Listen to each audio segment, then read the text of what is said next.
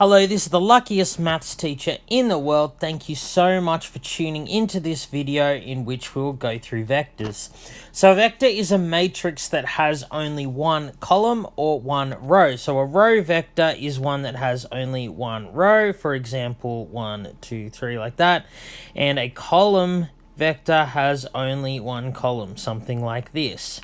So we are going to look at column vectors. It turns out anything you do with a row vector you can do with a column vector anyway, so we're just going to stick with column vectors. So you'd be familiar with this setup here where we have two axes that are perpendicular to each other. We usually call the horizontal the x and the vertical the y-axis, and of course they meet at 0. So each of these axes is a real number line. So you probably are used to calling this the Cartesian plane. In linear algebra we call this R2. Real numbers in 2 dimensions. Of course, remember each point has 2 dimensions. It has an x-coordinate and a y-coordinate. So we can represent a 2-dimensional vector geometrically in this Cartesian plane in R2. So something like the vector 1, 2, the first number is always the x and the second number is the y by convention. So that vector can be represented geometrically as a line segment with a direction attached to it that goes from the origin, which is where the two meet, to the point 1 for x and 2 for y. So that's the point there, and we can represent this vector like that. We put an arrow on it to indicate its direction. Of course, we don't need to just have positive numbers. We could represent the vector -2, -3. Remember, the top number is x and the bottom number is y. So -2, -3, that point there. So we can represent this vector. I'll do it in another color as a line drawn from the origin going in that direction. So that's what a vector actually is. So that's R2. I can also have R3. That would have 3 axes, usually called the X, Y, and Z axis, all of them perpendicular to each other. Vectors in R3, because we're looking at column vectors, would be ones like this one here. They would have 3 entries. They have 1 column, but they would have 3 rows. I can also have vectors in higher dimensions like R4, R5, R6. So the number attached to the R is how many entries it would have. Of course, our physical world is in 3 dimensions, so I couldn't really draw something in 4 or 5 dimensions, but you get the idea. N just represents the real numbers in n dimensions. So firstly, I want to be able to determine the length of vectors. Now that's really easy because you've studied Pythagoras.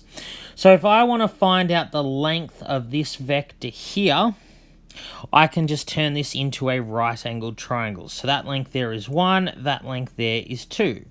So this one there, using Pythagoras, if I call it c, it will just be the square root of a squared plus b squared, or the square root of 5. And of course the square root of 5 is about 2.23. So usually what we do is we give a vector a small letter to indicate it. So I'll just call this one, vector b, and its length we write in this with like 2 sort of straight lines there. So this means the length of b, and it is equal to the square root of 5, okay? So I could do the same for this vector here. It would be the same. So if I call that vector k, doesn't matter what I call it, the length of k will just be equal to the square root of -2 squared plus -3 squared. So the length is always 0 or positive. In this case, it's positive, and it will be the square root of 13. So the only vector that has length 0 would be the 0 vector. It would be the vector 0, 0. That has length 0. So I can actually find the length of vectors in higher dimensions. You're actually asked to derive the formula in 3 dimensions, but I'll just give you the general rule for the formula. So if I have a vector x, and let's say it has n entries, so I'm going to call them x1, and the next one x2. It doesn't matter how many entries I have, just go down to xn. So if that's x, then the length of x, remember I write it like this, it's just going to be the square root. So what I do is I take each of the components, square it, and then I add them up. So I keep going until I get to the last one, okay? So that's the rule for a length of a vector with an arbitrary number of dimensions. So now we're going to look at the dot and cross product of two vectors. So the dot product of two vectors x and y is actually really easy to calculate. All you do is take the first entry in each vector, multiply them together. Second entry in each vector, multiply it together. Third entry in each vector, multiply it together, and so on, and then add all these up. So for the dot product to exist, x and y must have the same dimension. So remember, they're both going to have one column. So they have to have the same number of rows. They must have the same number of entries in them, otherwise the dot product doesn't exist. So the part in blue is telling you what the dot product actually measures. So the dot product of x and y is the length of x times the length of y times cos of the angle between them.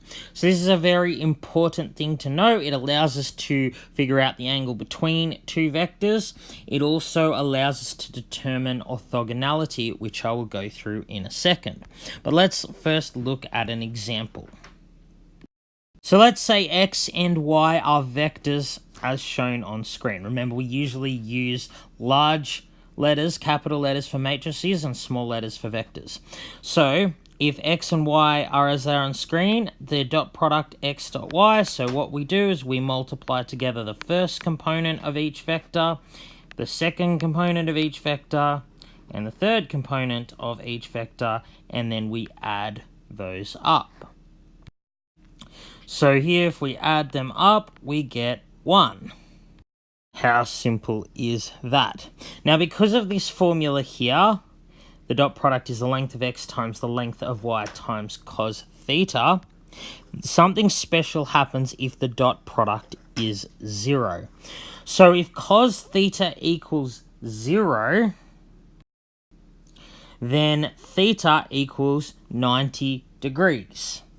So what I'm saying is, if x dot y is equal to 0, then that means x and y, the angle between them is 90 degrees.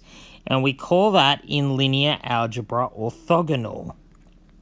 So that's what it means if the dot product is equal to 0. So orthogonal basically generalizes the notion of perpendicular, because perpendicular, we're really talking about 2 or 3 dimensions. You know, things can be at 90 degrees in 2 dimensions. That's really easy. You just draw lines like this, much better than mine, and they meet at 90 degrees. But remember, vectors can be in higher dimensions. You can have vectors in 4, 5, 6, 7, whatever number of dimensions. And it's hard to really understand vectors in 5 dimensions being at 90 degrees to each other, because our world is only 3 dimensions. So orthogonal basically does mean perpendicular, but it just generalizes it so it can exist in higher dimensions. Alright, the last thing I need to show you is the cross product. So the cross product, so let's now look at computing the cross product of two vectors. So when I compute the cross product of two vectors x and y, what I'm actually finding is another vector that is orthogonal to x and also orthogonal to y. So let's say I have x equal to the vector, say 1, 2, 3, and y is going to be the vector minus 4, 0, 1. Okay, so what I want to find is a third vector z. So I'm just going to call that z1, z2, and z3, and I want z to be orthogonal to both x and y. So what I'm going to do is individually find what z1, z2, and z3 must be. So I do this as follows. It's kind of a complicated process, but what I do is set up a matrix here. So the first row of the matrix is Z transpose. So remember, transpose means you just switch rows and columns around. So z's a column vector, so I turn it into the row vector z1, z2, z3. So then next I'm going to write x. So you always put the things you're trying to find on top. Then next row is going to be x transpose and then y transpose. It actually would not have mattered if I switched around the x and the y's. Okay, but I just want the thing I'm trying to find to be on top. So what I actually do is find each of z1, z2, z3 individually, one after the other. I take that element I'm trying to find, cross out all the elements in its row and column, and find the determinant of the resulting matrix. So that probably doesn't mean a lot to you because we haven't yet done determinants, but they're really easy for a 2 by 2 matrix. If you have a matrix and I call the entries A, B, C, D, the determinant of that matrix is just AD minus BC. So you multiply together the two things on the leading diagonal and you subtract the product of the two off diagonal elements, okay? So let's have a look now at finding Z1, Z2, and Z3. Let's first look at finding Z1. So what I do is I cross out everything in its column and its row, and I'm left with the 2 by 2 matrix that you see there. So the determinant of the matrix that left will be 2 times 1 minus 3 times 0. So I'm just going to get rid of those lines so I don't confuse myself. So Z1, the matrix that was left was this. Its determinant is 2 times 1 minus 3 times 0, which is just 2. How easy is that? Now Z2, every second one of these. So if this was, Z was a vector in, say, 8 dimensions, the second element, the 4th, the 6th, and the 8th, I would have to do this. I have to take the negative of the determinant. Okay, so I know that's a bit tricky.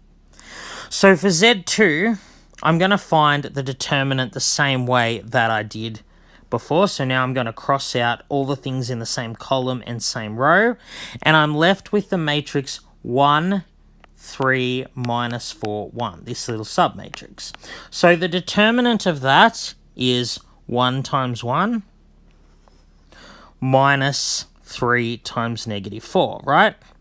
Which gives you 12. But every second one, I have to take the negative of it, okay? Because that turns out to be how I find the determinant in a 3 by 3 matrix, which you'll learn later. So that will actually be, instead of positive 1 plus 12, which is positive 13, it will be negative 13. And Z3, I don't need to take the negative of this. I just do the same thing. I cross out everything in its column and row, and I'm left with this matrix here. And the determinant is A times D, which is 1 times 0, minus 2 times negative 4, which is positive 8. So that actually gives me my answer for the cross product. Z is the vector to negative 13 and 8. So let's just double check that Z is orthogonal to X and Y.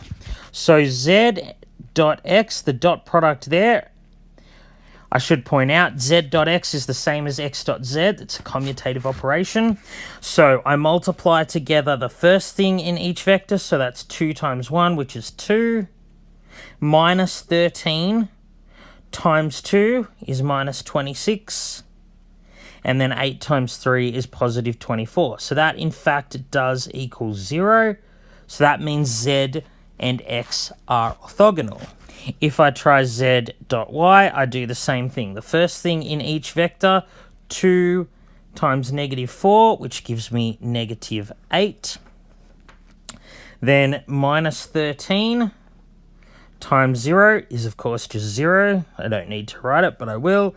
And then 8 times 1 here is positive 8. And again, that equals 0. Okay? So X and Y are actually not orthogonal to each other, but I found a vector Z that is orthogonal to X and is orthogonal to Y. Alright, I hope you've enjoyed this video. This has been the luckiest maths teacher in the world. Have a great day.